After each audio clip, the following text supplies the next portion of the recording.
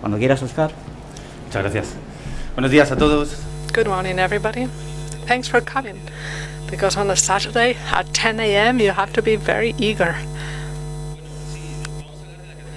Yes, we're going to talk about the blockchain. It is related to Bitcoin, but as you know, it's not exactly the same. How many of you know what the blockchain of Bitcoin is?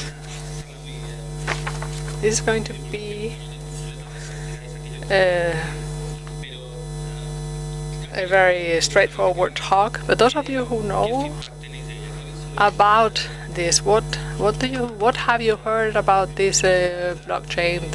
Probably that it's a disruptive technology that will change the world and solve the problem of hunger in Africa.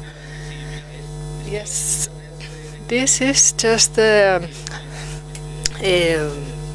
slide of the cover of The Economist, which is not exactly a very progressive or disruptive journal, and it says that the technology behind Bitcoin could transform how the economy works. And this is another report by the BBVA saying that the blockchain technology is the ultimate disruption in the financial system. This is what the banks are saying. So you have to be aware of how much impact it has for the bank to be saying that. And another recent news item from the Bank Santander, who says that 20 billion could be the savings that the banking sector could make by using this technology. Here in Spain, Bank Inter invests in Coinpay. The BBVA also bets on the Bitcoin, and so as you can see, there is a huge interest in this technology, and it has a huge potential. We'll talk about it, but let's start from the beginning. We have said that the blockchain is related to Bitcoin. I'm sure you've all heard about how this started in 2009. Satoshi Nakamoto, somebody in 2000, of course that's not his name, but somebody publishes an article or a paper in a forum that's not very much noticed, saying that he had solved a problem that was open in the cryptographic society since the 80s, digital money. This is the paper he published. In the academic world, it was not very much headed, but later on, people started realizing, you know, that Bitcoin is a digital coin or a digital currency. Currency, a protocol, which is an anonymous system. It's not traceable in principle. Transfers are very fast compared to the traditional system, and it has so far very low commissions. It started in 2009, but the key word in this slide is decentralized. This is the first digital money system that really solves the problem. Bitcoin has had the origin it had. You all know what Silk Road is about. This is a market. This is a real slide or a snapshot of when it was open. Everybody knew it was there, and nothing in this slide is legal, and this is how it ended. But Bitcoin is being used now for legal stuff. You can buy pretty much everything here in Madrid. It's been for a while accepted in the Serrano Street. This is the famous cash point in the Serrano Street. Have you used it? Whenever I go by, it's not working. It's out of order, but this is the origin. But I came here to talk about my book, so the blockchain, which is basically just one bit of the Bitcoin system.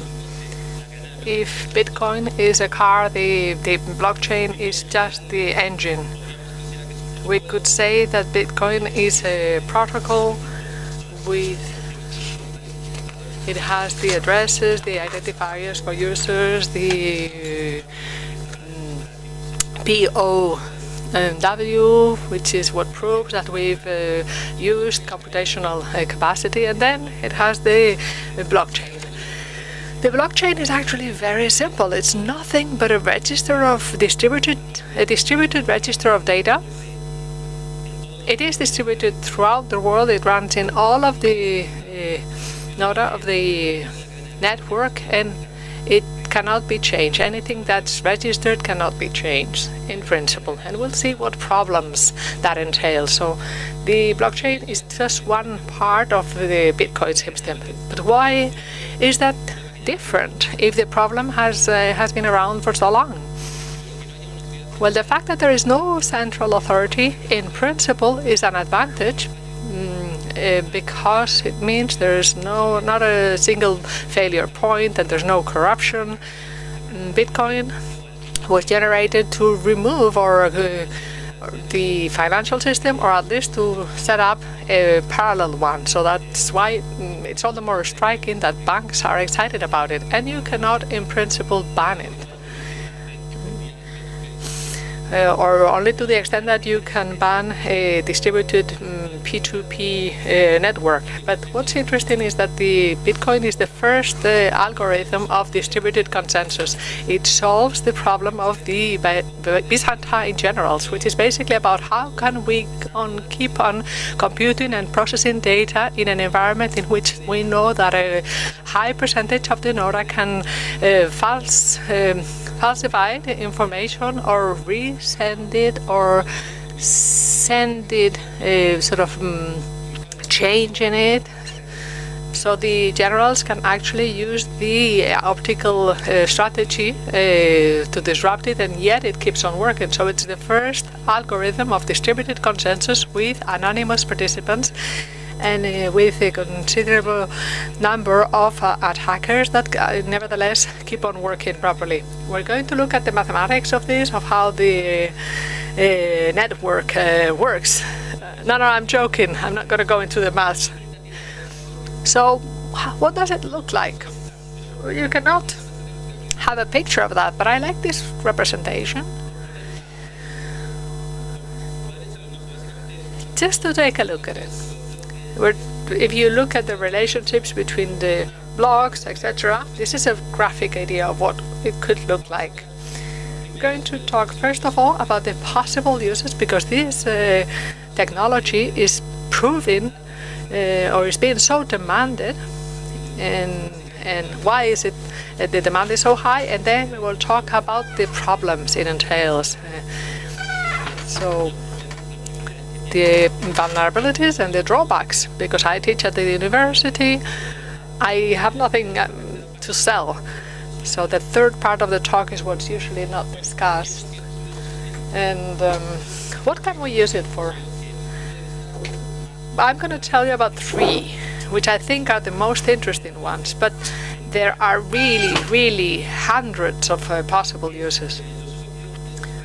The uses that I brought here are it's what I've called a digital notary, all the financial sector applications, and the connection with the Internet of Things. What is a notary, a digital notary? Well, we've said that this is a distributed data register. Imagine that we keep in this register. Bitcoin uses the blockchain to keep a register of the transactions that have occurred, and it stores all the transactions from 2009, from the very first one that Nakamoto did at the time until the one that's being done right now. So the memory used is 4 gigas, and it's still going up, but nothing forces us to store those inputs or outputs. We can store anything else. If we put a mortgage there, then it becomes like a digital notary. Imagine the advantages. How much are you going to save? There's no notary that's going to charge you 300 euros just for going through the door of their office. Because anybody could verify things at any point in time. There's no corruption possibility because with the notary system we decide to trust them, but they are as corruptible as anybody else. So we see that it has a lot of advantages, but there are problems, no doubt.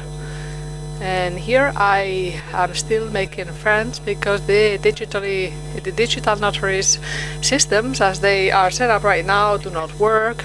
They are not safe. They are not secure. But this system, it would provide integrity to the system and sort of guarantee the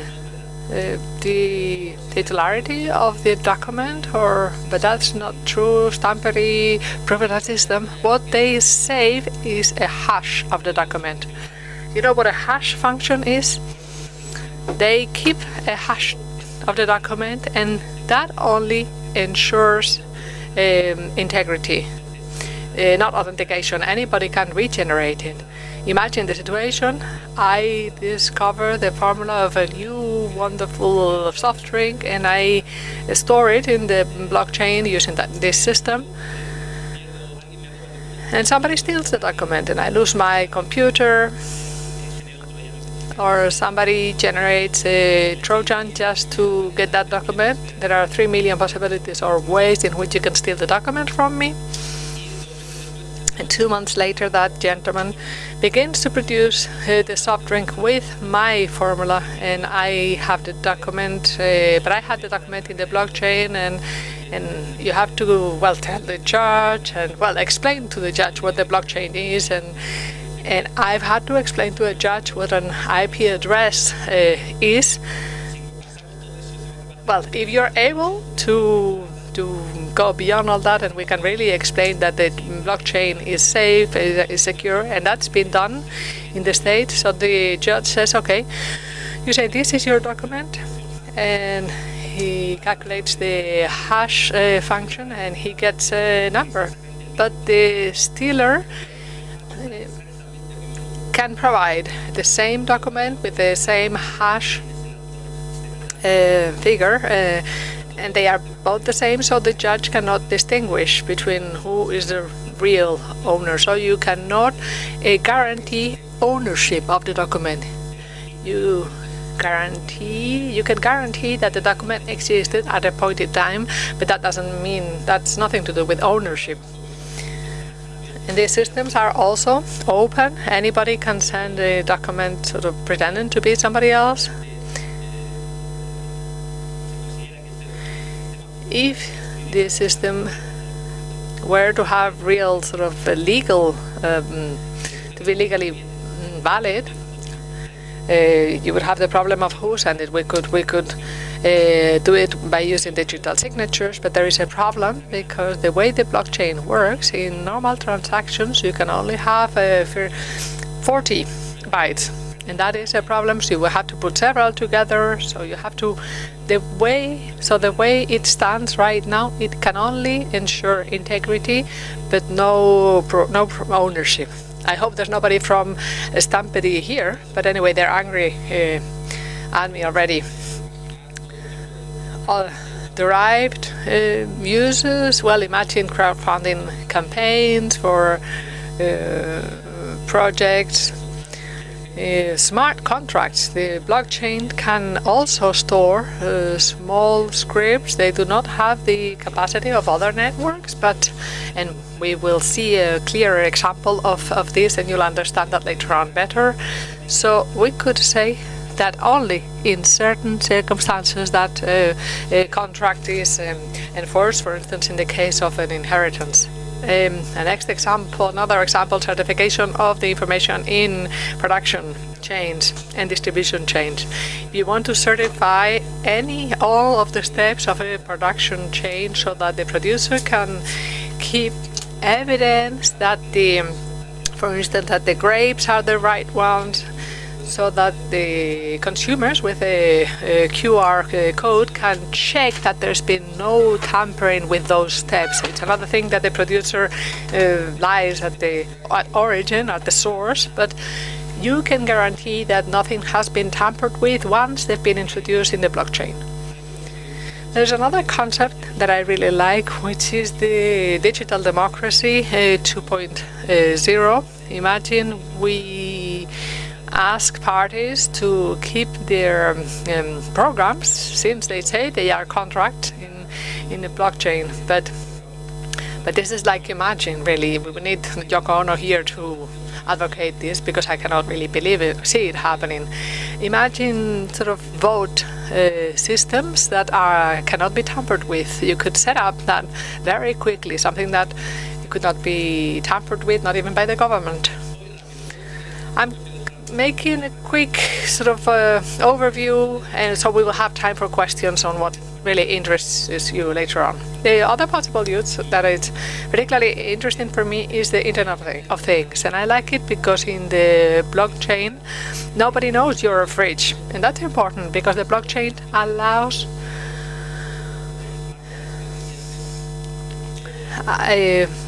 those smart contracts that I was talking about earlier on. You can take that to a different level. Imagine a car or a house, a car that has a Wi-Fi connection capacity or can check with the blockchain system. So we could have a purchase and sale system. I make a transaction, I pay some money for the rental of the car, and the car knows that has been rented and relates that and changes the properties of the log to allow the person who's made a payment,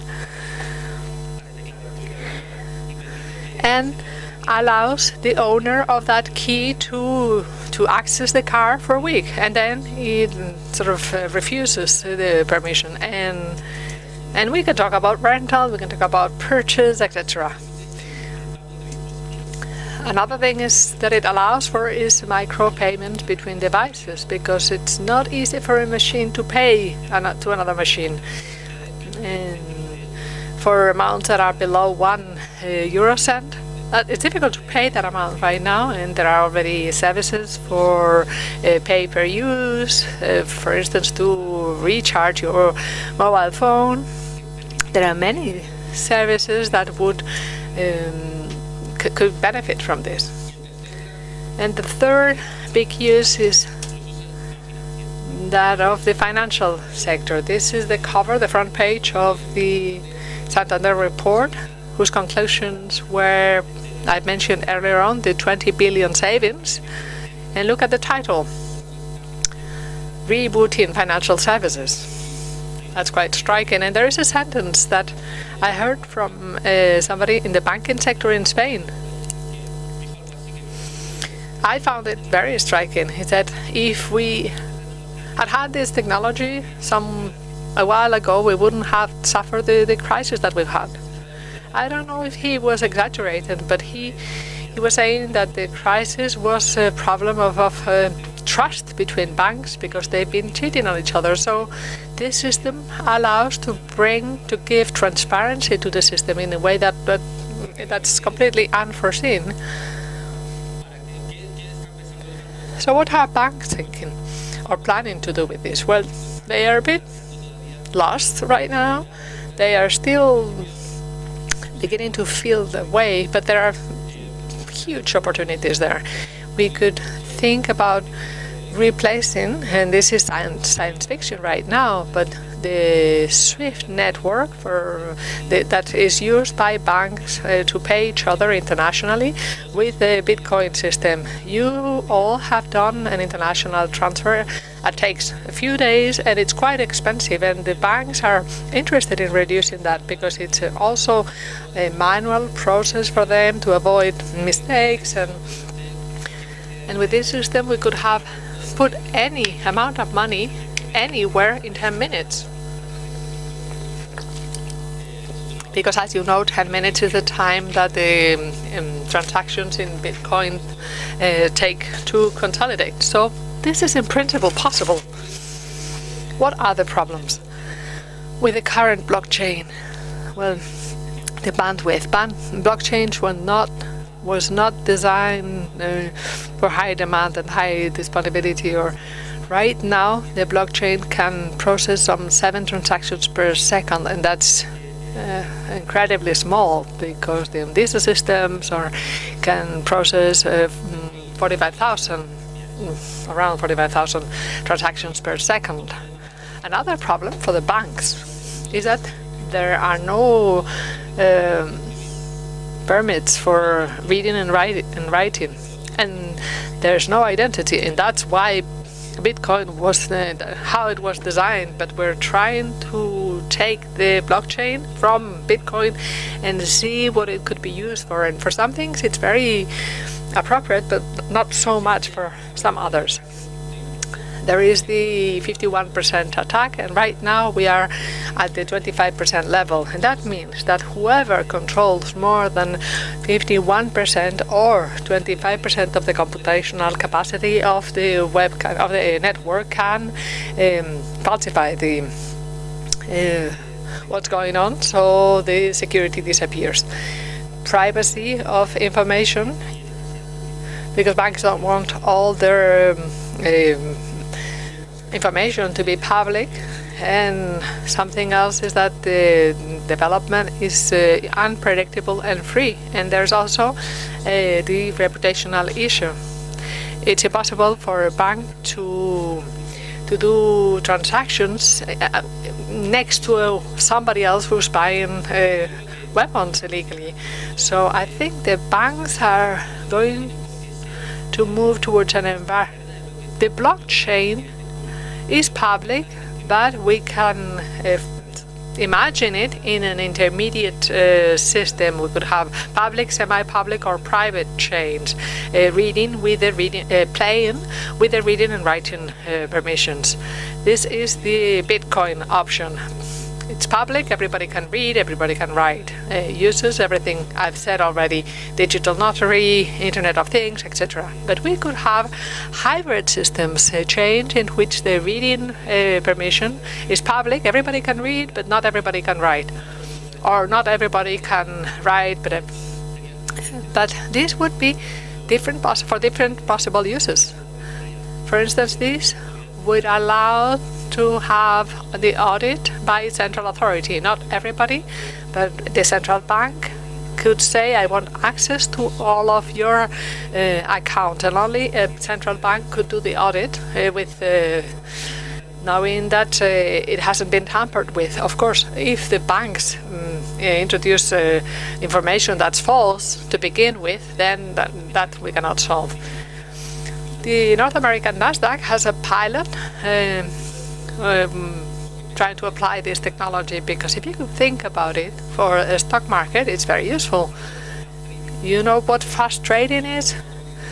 Well, this democratizes. If we sell and buy shares with this type of system, you democratize access. There's no advantage to being sort of 100 meters away from Wall Street. You also have to reinvent the blockchain to allow for this type of use. But the idea is potentially huge. How are we doing with time? I forgot to check my watch.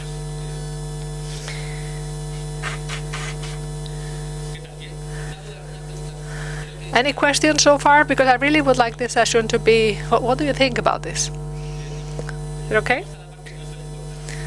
Okay, let's talk about what's not usually discussed, the vulnerabilities. What are the problems of the current blockchain in Bitcoin? I've selected a bunch.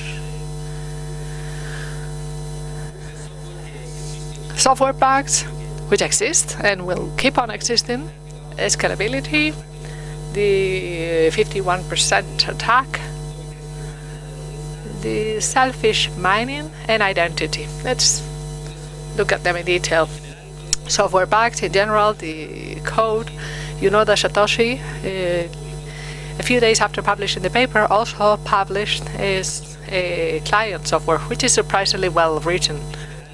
In general, the Bitcoin software is okay, but there have been problems. For instance, this vulnerability in June 2010, which has been the most dangerous one, that allowed you to spend somebody else's money. It wasn't exploited, but it could have made the system crash. In August 2010, in block 274.63.8, there's an output or an outgoing transaction of 184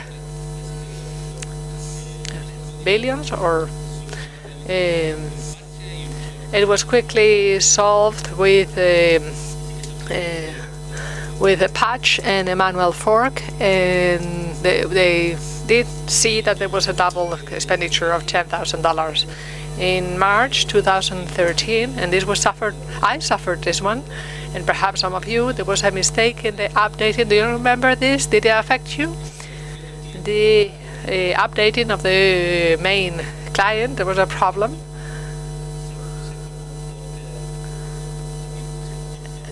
And they had to do a fork for about 6 hours, and everybody was asked to go back to an earlier version of the client. So the main developers are very careful in the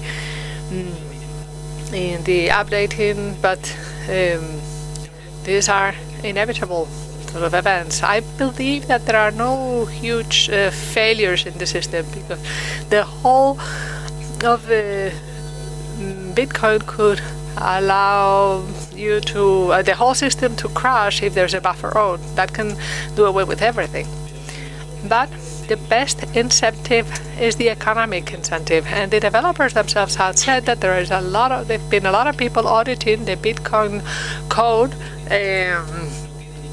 with the economic interest of improving incentives. And of course, so I think there are no big failures, although there might be problems of denial of service, etc.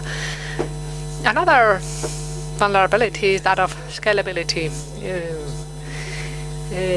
Bitcoin has been designed to generate a new block by every 10 minutes.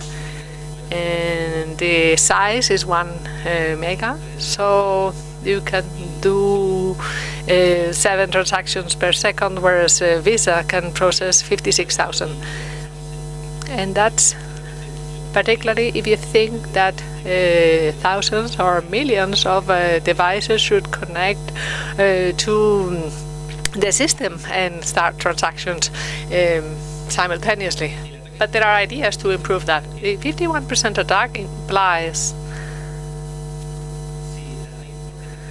that if there is a percentage of the web that controls more than 51%, can force a fork and manipulate the security of this blockchain. And this almost happened in June 2014.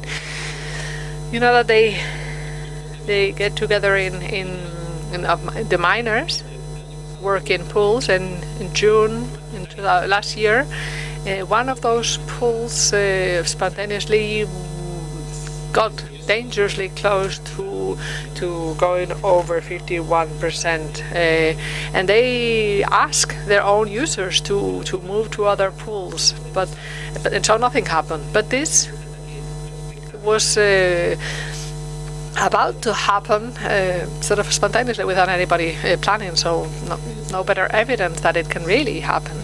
So I ask myself, if you look at this distribution, whether Bitcoin is really distributed still.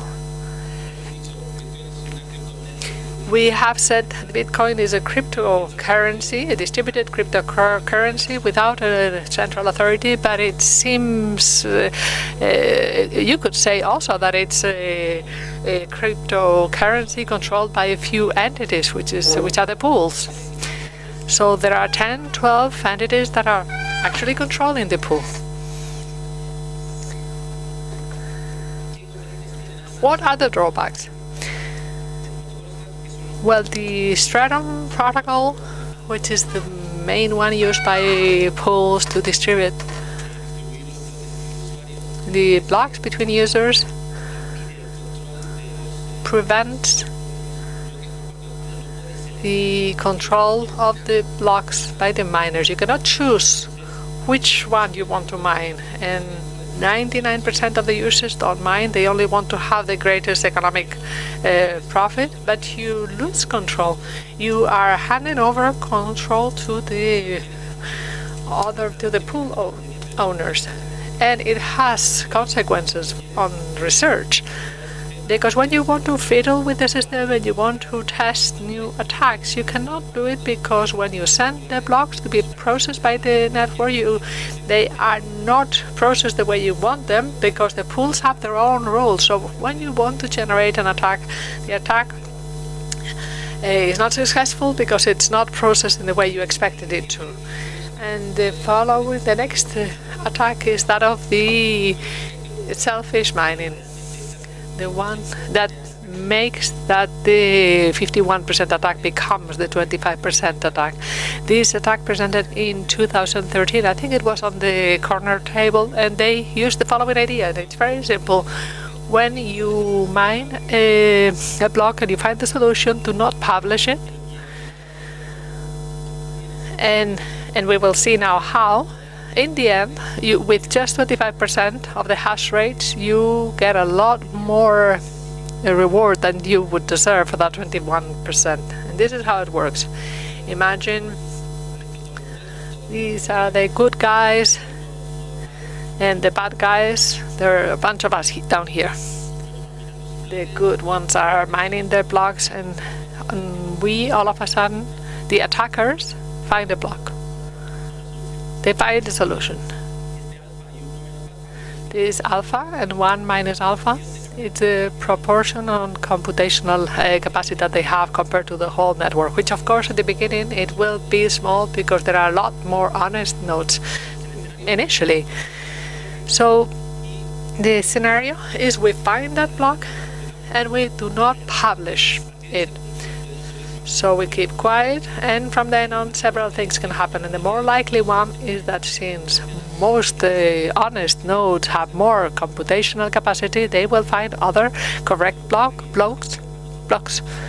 So this is what happens. They find another block, and the attackers have to publish immediately the block that they had kept quiet about, and that will provoke a fork. And that means that the Bitcoin protocol says that when two nodes publish two solutions simultaneously in time, so that produces a fork, and you keep on working on both branches. So we're here. Other things could happen. It could happen that the good guys find the next block, so the attackers make nothing.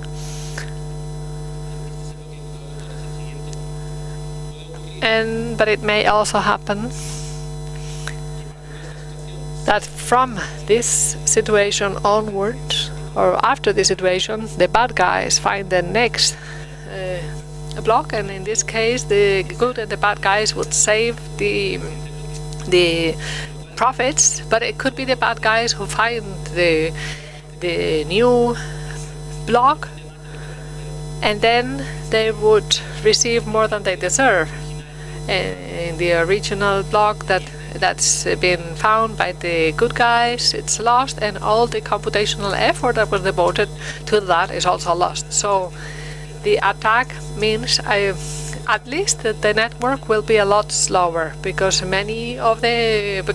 great percentage of the honest or the good guys are working on something that's going to be completely useless. And during this period, the system would make it would be a lot more vulnerable to double expenditure. And if this tool proves to be more effective, if working in this way is financially more profitable than being honest, and most 99% of miners, their priority is making money, then they could switch to this way of working. And if a high percentage of miners did it that way, they would immediately have control of the network, and they would have that control forever. because they would always be ahead of the honest miners, so they would become the owners of the system, and unless they went below that 25%, they will never lose that power. They could do whatever they wanted with the system. They could make false transactions, and that's a big problem. ¿Qué más cosas? What else? There's this other problem, as I see it, the greatest problem when we talk about blockchain. For example, you get this question, can we set up Airbnb, Uber services that are fully distributed, as the same example of the car that I gave you before? Well, would you rent an apartment on Airbnb without knowing who that person is, where you don't get any information, you only have a phone number, no person identified? That's unthinkable. In order for the blockchain to be to start being used as a distributed service, we need to sort out this problem with identity. It's a difficult cryptographic problem, but it still needs to be sorted out. So, as I see it, this would be the fifth greatest pillar. And that would be all. I would like to have your questions now. Thank you very much. Venga. ¿Qué hora es, Jorge? What's the time, Jorge? Over there, I think.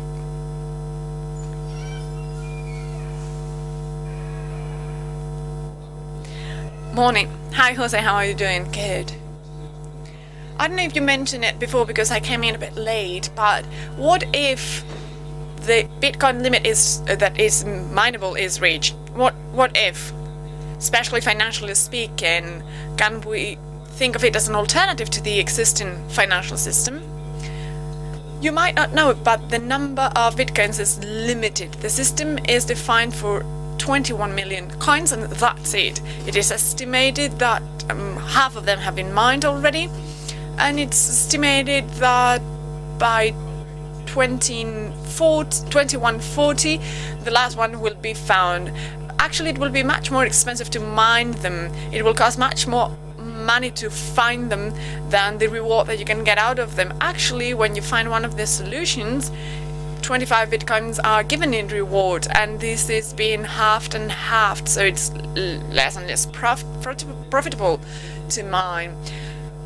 Well, in a nutshell, it's designed not to be fractionable. That was the rule, the standard. So initially nothing would happen. We would reach some kind of break-even point, and it would be based on offer and demand and supply that be inherent to the system. That's how it would work. No problem there, because the minimum unit is Satoshi, that it's 10 up to the minus 18 power. We could narrow it down so much that there will be no problem there. The current problem now with Bitcoin, maybe you don't know about it, but it would be volatility first. It's above $1,000. Well, actually now it's 200 something euros. A couple of weeks back it was about 400. So you see there's this volatility, ups and downs. Since there is no direct relationship, there is no backup for the reliable coin underneath. I think there was another question up there. Good morning. Congrats on your presentation. Very interesting. What about the 25% attack? I didn't really understand. So, if a miner is not publishing the validated node, why the correspondence goes up compared to the honest miner? Well, here, no reward yet, but this is here when it all starts. Maths are complicated. It is long-term win. When he makes most of the money is here with the second block when it's found. Then he posts, or they post both, they publish both, and get the fees from both blocks. Both, yes, but if the honest miner were to validate both, he would also get the reward, right? Yes, here only his or theirs. This is the branch to be followed, this one. And the attacker would get the fees for this block. And the whole network would get the fees for this second block. I didn't bring the maths with me because it's a bit complicated, but we need a long-term study of the system. By checking out each of the scenarios individually, well, there's no win. You need to mathematically prove that it's an optimal, super optimal strategy above Bitcoins, and it's part of the article. Details a bit nitty-gritty, but I can give you the reference if you're interested. And there you see where it's been proven that only with 25% you're making more money than it would actually you would actually get with that exact percentage. It's not just above the network, but actually more than you should be entitled to with just 25%. And on top of that, you have the chance of cooking transactions, handling transactions. That's the main advantage. You would be kind of a bait attracting people. If you mine it like this, you will make more money. People would start mining like this. Actually, some miners might be doing so. This attack was published in 2013 and we don't know if someone's doing so. It might be the case. I don't think so, because there would be forks much more often if this was the case. But the minute we have miners making enough compared to the network percentage, that would be a problem. What concerns me the most is that this becomes permanent. If 25% of the network starts mining like this advantage of 2 blocks would be permanent. They would always be ahead of everyone else, because the minute the network finds one, they would publish the previous one. It could be kind of a race. I find 2 blocks, so I'm 2 blocks ahead of you. You find one. Okay, so I publish one, and I'm ahead of you once again, so you will never catch up with me. And that's why it's so dangerous. I had this other question. Taking into account the volatility of currency, prices going up and down, would you favor the coin? I don't know. Honestly, I don't know. I do have Bitcoins, probably many of you as well. Difficult to say. It's hard to say because Bitcoin's blockchain, I don't think it'll be used that much. All the applications I mentioned probably will be finally implemented with Ripple or Ethereum, which are other systems. You are familiar with them, I guess. Ethereum's basically, well, I explain, this is a distributed data record that we have. So if the blockchain records data, Ethereum records programs, so chunks of code that would be distributed from computing.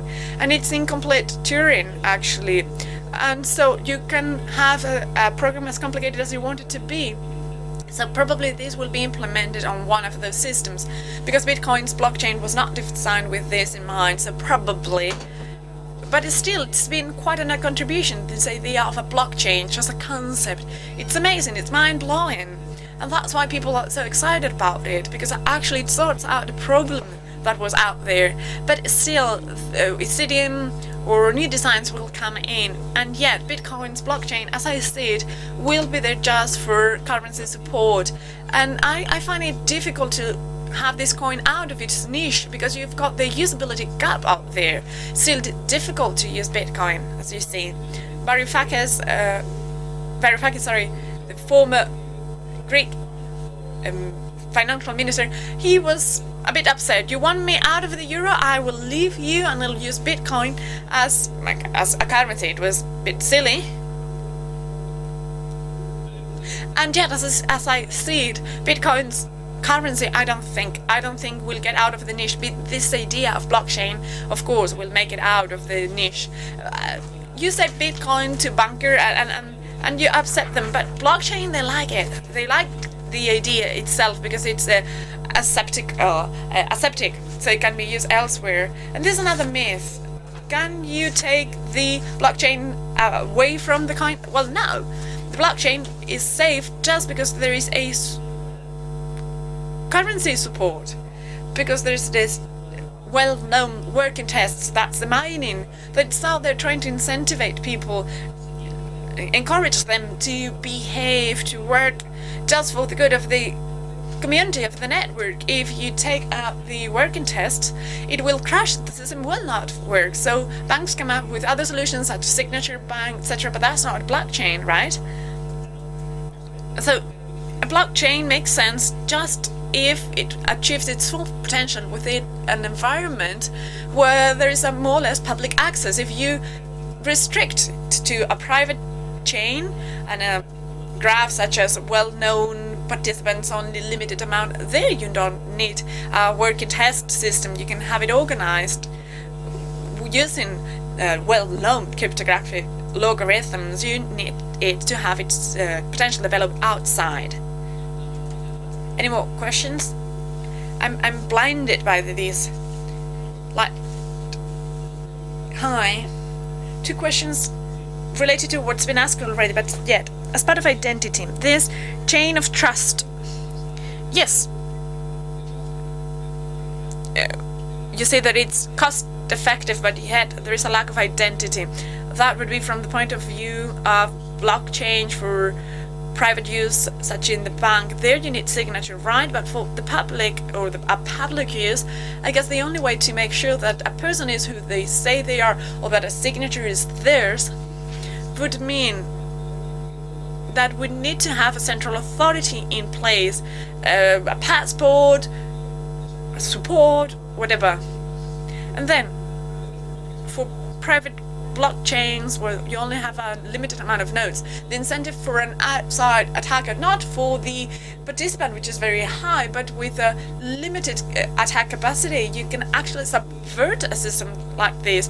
Is there any research on the topic, any way of counteract it? Well, last thing you mentioned is very interesting. Yes, let's set up banks, let's set up a series of blockchains for us, for ourselves. How many banks are there in Spain, in Europe? A couple hundreds, right? That's not safe because we only have limited participants, and so this system cannot be just transferred to the banking system just like that. And the identity, yes, it's interesting. If we want to preserve a well-certified traditional identity, you need to have it connected to a PKI, which by definition is very central. There's nothing more central than a PKI. And we have distributed identity systems, but they don't work. For traditional sales systems, to, well, Airbnb or Uber, would you rent your house to someone on who you have no information can be found on them? So this is all based on multi-signature custody systems that work as the middleman and use multi-signatures for the use of those elements. So instead of paying you, the end user, because you want to rent my house for a distributed service, instead of paying you, I pay a custody system, and we use a multi-signature system, so they cannot use that amount of money without my authorization or yours. So if everything works out, you get the payment. This is a trust triangle. This is the only way to do so. It is just crashing the this idea of trust. I've thought of it. I thought how this can be linked, because those are public keys all in all. And in the end, we start with public keys from passport numbers, and then we generate and produce the keys and elliptical curves on Bitcoin. But the minute you do so, there is no canceling. I'm trying though.